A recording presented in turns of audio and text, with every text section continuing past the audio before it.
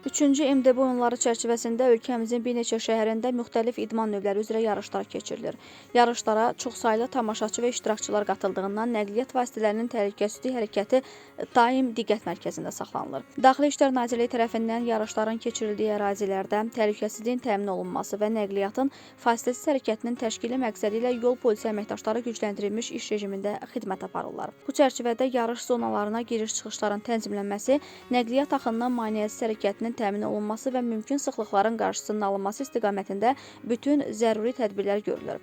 Sürücülərdən və digər yol hərəkəti iştirakçılarından xahiş olunur ki, yol nişanlarına və qaydalara ciddi riayət etsinlər və yarışların təhlükəsiz, maneəsiz keçirilməsinə dəstək olsunlar.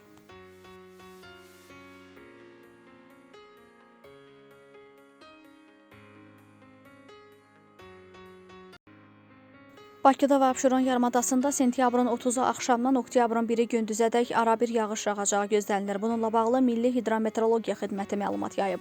Bildirilib ki, yarımadanın ayrı-ayrı yerlərində yağışın qısa müddətli leysan xarakterli olacağı, şimşək çaxacağı ehtimal olunur. Azərbaycan rayonlarında sentyabrın 30-u axşamdan başlayaraq oktyabrın 2-si axşamadək hava şəraitinin fasilələrlə yağıntılı olacağı, şimşək çaxacağı gözlənilir. Ayrı-ayrı yerlərdə yağıntıların leysan xarakterli intensiv olacağı, dolu düşəcəyi, dağlıq ərazilərdə qara keçəcəyi ehtimalı var. Yağıntılı hava şəraiti ilə əlaqədar çaylarda sululuğun artacağı, bəzi dağ çaylarından qısa müddətli daşqın və sel keçəcəyi gözlənilir.